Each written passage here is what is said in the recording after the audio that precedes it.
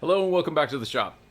Today I thought I'd do a little bit of a different video, kind of a conversational video. I've had some questions on various social media just about with the DIY turbo, no kits build. What do you need to get started? Like, what kinds of tools do you need to actually accomplish this? And so I thought I'd talk about what I use for this build and just in general how I recommend you get starting, building your tool collection. One of the things I use to justify the tools that I buy is all the work that I do myself, and I'm saving money, and I can put some of that money into buying tools. And so that's been helpful, this whole time, is that I do save money, a lot of money, by doing a lot of these things myself. And if you're going to be saving $1,000, $2,000 on a turbo kit, and you don't mind putting in the hours, which there are quite a few of, then you can save quite a bit, and you can put that towards tools. So let's check out just what you need to do to make a custom turbo kit for yourself. So let's talk the basics. This will be a little bit of a toolbox tour. I have a really basic chest here from Harbor Freight, and we'll start up here at the top with some wrenches. I've got some regular wrenches that are box end combo and open end sides, and these are 6-point. And then we've also got some combo ratcheting wrenches, which can be convenient for getting into the small places where it's hard to get a wrench on, and you'd be swapping, trying to change angle and going back and doing this, and it takes you a million years, whereas this will ratchet something off very quickly. And I've also got some of like these which don't have a flex head, but that's really not necessary. Your basic standard open end wrench is going to work great, and they can be 6 or 12 point. Doesn't really matter for these, I think, because of the amount of torque that you're applying. 12 point is probably going to be fine. Related to that, let's jump down here to sockets. So that's going to be the second most used thing, is sockets. And in both of these cases, you're going to be looking at metric. Pretty much anything in the automotive world in the last 20, 30, almost 40 years now, I think it was like the late 70s and 80s is when everybody started switching their tooling to metric. And so there's only a few cars out there that are going to be SAE. So metric for automotive purposes are going to be useful. And so I have a combination of, on a little carrier here, something like this only costs about 20 bucks. It allows you to put your items back in and actually carry this whole thing around, which is nice. And if you have to make a decision, you can almost get away with just having some impact instead of these chrome ones. What's the difference? Impact are a little bit actually softer material, and they stand up to an impact gun. So if you have a power tool, then these can be used with both. These are harder, but they do have the advantage of being thinner, so they can get into more places potentially. But honestly, 90% of the time you'll be fine with one of these thicker walled sockets. It works fine. And so I have in 1/4 inch, I have some taller ones in 1/4 inch, the 3/8 drive and 1/2 inch drive. We've also got some miscellaneous things which are not required for Miata. Star drive, the torques, internal and external torques, not really required. Miata is really simple in that it requires only a few of the major sizes. Got a couple different kinds of ratchets, but these are sort of my most used ones, these flex heads. These are just Harbor Freight specials, and they've done well for me. The flex head allows you to get into a lot of places, and they work pretty well. They've held up to all the abuse that I've given them, and they're not expensive. A few different size adapters are convenient. And then of course we've got a bunch of extensions. I've got a couple different kinds in the impact rated ones as well as the chrome ones for hand use. Really doesn't matter too much. the main thing about chrome on impact is that since this is a harder material, the impacts can potentially shatter it, which could be dangerous. That's why they never recommend you use chrome tools on an impact gun. But really these come into play for the most part when I'm trying to get in somewhere really tight and these thicker walled things can't get in. You'll see that most of these are 6-point. I don't use a lot of 12 points. 12 points come in handy very rarely. It's really when you want a very thin walled socket. And you really shouldn't be using 12 points on a hex in bolt anyway. That's not what they're for. They're for 12-point bolts. And there's not very many of those. In fact, there's only, I think, one on the Miata. Now it's on the turbo itself.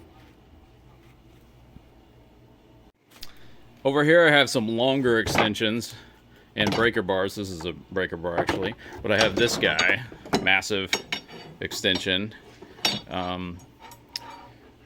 So these can come in handy to really get in there and make your job easier of those hard to reach bolts, something like that. So having a set of those is important. Some basic implements of destruction, kind of a regular hammer, a rubber mallet type of hammer, another style of rubber mallet, whichever you like. A little mini sledge. This is super handy for getting off, just applying vibration to rusty bolts and things like that. You hit it basically on the side and it can vibrate some things out. And then some torque wrenches. I have here the 3/8 inch drive, a 1/2 inch drive torque wrench, and a 1/4 inch drive, which is still in the thing. It shows you how often I use a 1/4 inch drive torque wrench, but whatever. I got it as on a coupon with a set, so that was nice.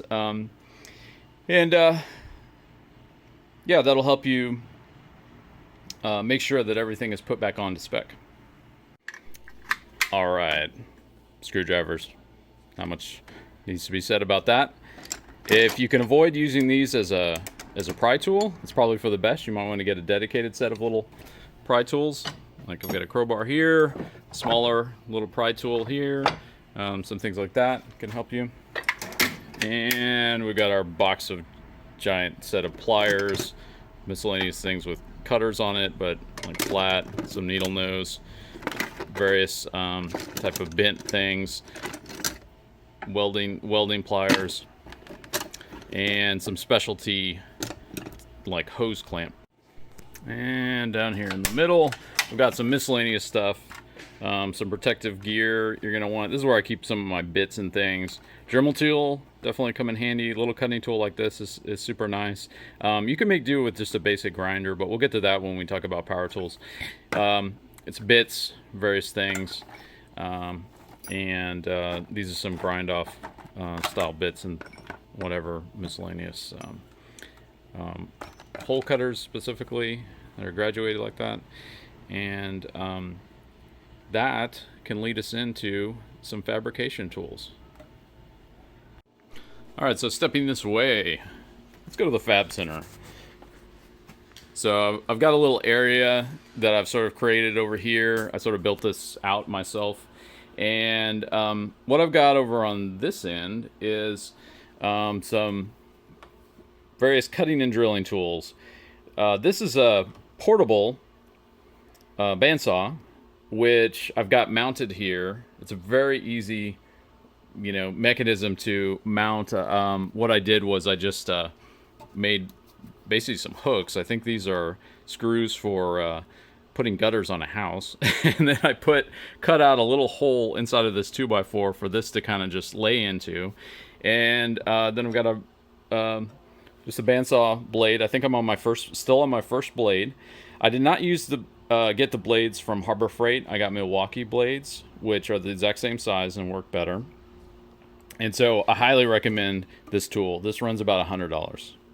So this type of tool is going to be used for a lot of stuff. When you're fabricating your intercooler piping, when you're fabricating, various brackets, when you're fabricating the exhaust, all that stuff it's very nice to be able to make a nice clean cut. It doesn't produce sparks like a grinder does. it doesn't produce a lot of heat like a grinder does, and you can make nice perpendicular cuts, straight on a pipe, and it works perfectly. The depth here is about 5 inches depth, so it's kind of limited to that, but you can always take something and spin it around. So I use this constantly when I was fabricating stuff. All right, and then up here we've got drill press. This is not really required, definitely optional, but this made my job a lot easier. It's so much easier to make precision holes with a drill press as opposed to trying to use a drill. Now, if you're using just a drill, hand drill, electric drill, and you can do it by, if you take a chisel or punch or whatever and make a hole in, not a hole but a dent to keep the drill bit from walking, then you can pretty much perform everything you need. But this just makes it so much easier. And this is a cheap press. It's our cheapest one from Harbor Freight. It's about $55. And yeah, it doesn't have a huge amount of torque or anything, but you use the right cutting fluid, it'll work. You can use pretty much everything. This little platform goes up and down. I went ahead and got this little vise to be able to hold things in there correctly, so that everything can be done precisely. And you can actually take off. There is a pulley in here which can be adjusted so that you can adjust the different RPMs that you're getting on here. I just left it on the standard thing. It says 5-speed, but it's a little bit of a hassle to change this around all the time, and really kind of a normal speed is fine. You just have to keep track of your material and make sure to use enough cutting fluid. But yeah, this guy works really well. You can set up the locking nut for how far down the press goes. It's got a little key system for the chuck. No problem. When you're doing this type of fabrication, you definitely want to not forget about your PPE, personal protective equipment. So I've got a face mask. You saw the eyewear, the squints, and we've got a nice set of ear protection. A lot of these things make a lot of noise, and you definitely want to protect your ears because that doesn't come back. Got a few little odds and ends laying around here. We've got a little headlamp, so that you can, like a miner's lamp, that can be used to shine. Well, we'll do the other side. Shine light exactly where you're looking, which is convenient. Don't want that. And then some other miscellaneous lamps. So this one is not great, but it can be used for under the hood. For me, it was annoying because it flickers on camera, so I didn't use it that much. But there's a lot of other little LED lights that are available out there, and so having a number of different options can be very convenient. Now on this side of the bench, I've got a couple of vices mounted. I've got this small one, which is a simple mount. It just screws onto the edge of your bench wherever you like. This one is actually bolted on, and so it's a lot sturdier. This is a 5-inch vise from Harbor Freight, again, forged. And this came in handy when I was attempting to, manipulate the downpipe 90-degree bend. And so a lot of that was done by hand. I literally put the pipe in here and manipulated it with some pliers. The edges needed to be shaped into kind of an oval. It had to be kind of like this. It went from round to this. I started out by crushing it slightly in the vise, and but after a while, the crush started to get too pointy on the end. So what I was able to do then was stick it in the vise and manipulate it with some pliers, bending in different ways. And so that was actually fairly time consuming, but this got the job done. It's not ideal by any means, but this is pretty inexpensive, and you can do some stuff by hand if you're willing to put in the time.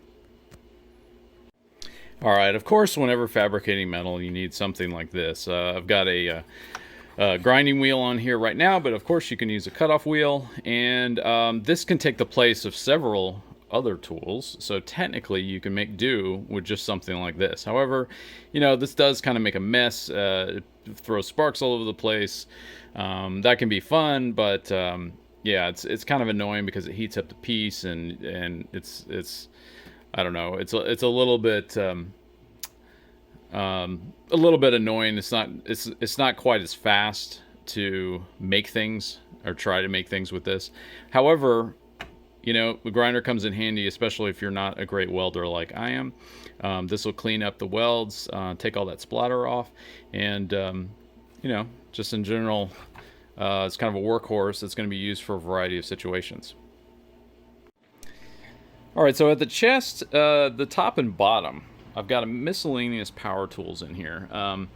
We've got like a little handheld drill. This one doesn't have a lot of power. It's mostly for, you know, as a screwdriver really more than anything else. But I have this electric ratchet, which is nice. This is an AC Delco unit. I did a review on that. You can check the link above for a review video. And this one I haul out all the time. It doesn't have a huge amount of torque, but it's great for those miscellaneous smaller fasteners under the engine bay. And I have a lot of these cobalt batteries floating around because I use this quite frequently. And so this is about a 250 foot-pound stubby 20 volt impact gun. It's brushless, which is nice. Definitely not required because I like I said, I use the hand tools a lot more than I use power tools on this build. But it can come in handy. I got the air compressor and air tools after this was completed, so the air tools did not come into play at all during this build. So you don't have to haul off and buy a big compressor and have a bunch of tools and power tools and stuff for this. It's mostly bolting on and off small fasteners. A few odds and ends. You're going to want different kinds of gloves. I'm kind of a fan of these little coated but mesh back gloves. I like these better than like the straight, you know, kind of surgical looking gloves. These guys, the latex ones, just because my hands sweat like crazy in those. So there's that. If I'm doing something with a lot of oil that's going to be all over the place, I'll use these because they clean up better. But other than that, just a big pack of those. It's also very useful to have a bunch of these laying around. These little magnet-based nut and bolt trays. You can see I've got quite a few. I've got a few just kind of laying around of some parts and bits just kind of sitting there. These are awesome and they come in handy all the time. They're mostly free at Harbor Freight. And when you go in there, this is often the free item. This little 4-inch one is often free. So I just pick one up whenever I'm there. Next, you're obviously going to need a jack, maybe even two. I have a couple different ones because I had some older ones. There's some like underneath there that I had before I got this guy. This guy I use the most, though. It's a low-profile one. It's a really good buy. Also, Harbor Freight. You can see I go in there quite a bit. I have a problem. But this guy goes really low, and I think about 2 inches or maybe just a tad more. And it can get under all my cars without having to be up on blocks, so that's convenient. The BMW back there is also very low, so that's convenient, not having to run it up on blocks before I put a jack under the subframe. So this is used not only for jacking up the car, but also just holding things. You know, you can put this up, and when installing the intercooler, you will have seen me use this to balance it in place basically while I was making measurements and, you know, just doing the installation. So definitely quality jack is required. Along the same lines, need some jack stands. I got my wash mitt on here, but these are just the basic kind of 3-ton jack stands. That's what you need for a car, but the larger ones that you can buy, you can get a fairly good deal on some big ones. They're for trucks, but they're kind of convenient when you really want to lift it off the ground. These are, I don't know. I don't really want the car to be up off the ground more than about, not even 18 inches. So like somewhere between 12 to 16 inches is probably where I'd want to keep these. And then if I were going to go higher than that, then I'd definitely choose a bigger one. But for the turbo build, you really don't need giant jacks. In fact, a lot of this stuff can be done on ramps even if you wanted to. And even for a transmission job, these jacks work fine. Now, jack stands. These, I also got this transmission jack, but that was afterwards. I didn't use it for the turbo build, but definitely this is handy. I think it's about $60 at Harbor Freight.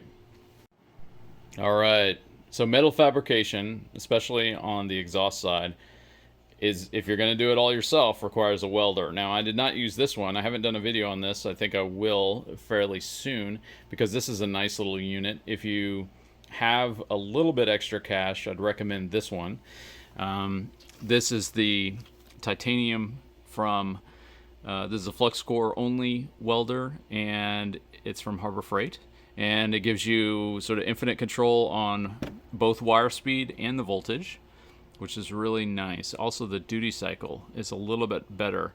It's 30% duty cycle as opposed to 20% duty cycle on their cheapest one, which is what I used. Yes, I used the cheapest Harbor Freight welder. You can get this as low as $80. And I just used pure flux core, gasless. Yeah, I did upgrade the wiring. I didn't use the wire that it came with, which I think is this spool right here, but I updated it. You can get some Hobart wire, or INE is the type. I'll leave a link in the description for the one I use. It's a common one on Amazon. It's a general purpose flux core wire, and it works a lot better than the one that comes in the box for this. But I didn't do any other modifications. I left the ground clamp the same. I started using it right out of the box. I took the little thing off because this is flux core and there's no reason for this big massive tip on it, and just loaded it up and started going. So the problem with this welder is that, number one, it's AC. AC causes a lot more splatter, a little bit more difficult to control, but you can get by. It will do the job. It only has infinite wire speed control, and it just has a switch for basically your amperage and voltage. So you got min and a max. So the combination of the wire speed, the higher the wire speed, and if you put it on max, the more voltage and amps you're going to get out of this thing. So if it's on 10 and max, you're going to get the max voltage, which is not 125. It's been measured in other videos, but along the lines of 90 to 100. It will go over 90 though. So, but I don't know what you can, I have no idea what you would actually be able to weld at a wire speed 10 and have it not just spray all over the place. That's pretty fast. So that's unusual that you would be able to actually use that much amperage on this. In my case, I was kind of more in the middle. And the reason for that is I found that this welder welds best when it's kind of in the middle of its motor range. It's most consistent. And then I would kind of go min max, depending on exactly what I was doing. If I'm doing the exhaust stuff, exhaust to exhaust, where it's 16 gauge mild steel, then I might start it off on min to put some tacks down, and then work it up to put it on max for like the main thing. Or if I'm going against the flanges, which are thicker material, I might actually preheat those. So what you can do is you can actually use a torch to preheat your material, and that'll make up for the fact that you don't have quite as much power in your welder. So there's some little tricks you can learn. I have really very little experience with welding, but it worked out fine for the downpipe that I created. So this is like the cheapest way to sort of do it myself and to learn as I went along. Now you're going to need some specific gear for that. I got some nice leather gloves. I got this welding helmet. This is an auto darkening helmet. It's about, I want to say it's about $30-35. Really nice. It works great. No problems with flashy flashing on my eyes or anything like that. No after images, that type of stuff. Eye safety is important to me. And yeah, I mean, for $100 for all, $120 for all this crap, yeah, it works fine. So where did all this stuff get used? Well, some of the fabrication, came in with simple things like this little bracket, which is starting to rust a little bit. So maybe take that off and give it a coat of some enamel. But this is just some square piping that I made for a little wastegate bracket. Turn this around. I can kind of drill. I could probably remove the original bracket. It looks kind of silly just sticking up like that. But obviously the down pipe, you can't really see it. It's down in there. Yeah, little things. For example, these other brackets, got these are made out of aluminum flat stock for the intercooler, and so those just drop straight down there. And for those, it's very simple. Just use the vise to make some bends on the bracket, and then the drill to drill out holes in the proper place where everything can be bolted on. So very simple. Use the bandsaw to create this little block off plate for the reroute.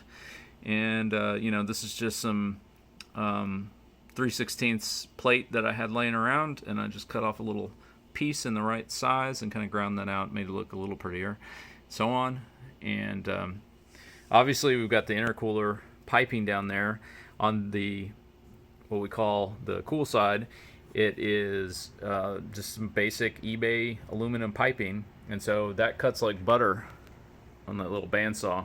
Makes nice, clean, 90-degree cuts, and you can do a fit and just bolt it right up. Vise also comes in handy when creating these little AN lines yourself. You stick the hose part into the vise to hold it steady, and then you put a wrench on the part that screws down, and boom, you've got a nice little connector. All right, well, I hope that helps you out. As you can see, it's really not much. It's not that bad. You've got basic hand tools, a few fabrication tools. I do recommend that bandsaw. Drill press, definitely nice to have. Not required. You can use it with a regular handheld drill and some hole saws. You'll be fine. But really, it's not that bad. And even the welding part of it, if you've never even welded a day in your life, you can still pick up that cheap welder, get some wire, get the cheap helmet and stuff like that. It works fine, and you can start playing with it. You need some I got the eBay kit for the welding stuff, not the welding stuff, but the exhaust stuff, so I had plenty left over, plenty to practice on. I had some old scrap material, practice a little bit. You can do it. There's really not that much. So the amount invested in tools, if you don't already have, is maybe on the order of a few $100s tops. That's even with buying some of the power tools and stuff like that. So yeah, it's totally worthwhile. So you can do this kit and buy the tools for less than you can do out of the box bolt on. Now, again, I always stress this. It's important to realize that some hours go into this, right? You're not going to be bolting this on a weekend like the kit that comes out of the box, but you have the added satisfaction of doing it yourself. And at the end of the project, not only do you have sweet turbo car that makes all the right noises, but also a bunch of tools for that next job that you have, or to fix anything on it if it and when it breaks. So that will do it for today, guys. Thanks a lot for tuning in, and I'll see you in the next one. Wait, I almost forgot. I was editing this video, and I wanted to mention that I put up a poll in the community section on the channel. If you click on that, you'll see a poll for what I'm doing next, the next video series. And so what the poll's between is, we are possibly going to be doing suspension. So it's basically a full suspension rebuild and restore with coilovers and the whole bit. Talking about tires, talking about basically everything suspension related, or we will be doing an interior upgrade. I've done a few things on the interior, but really I want to get this car into the next level of interior. And so I'm talking about carpets, sound deadening, heat control, seats, shifter console, all that kind of stuff. Maybe some audio things to throw in there as well. So those are some of the things. I'll probably do it all eventually, but want to see what you all want to do first. So let me know, take a look at that poll, vote, and once we get a number of responses in, then I'm going to pull the trigger and start buying stuff. So let me know. Thanks.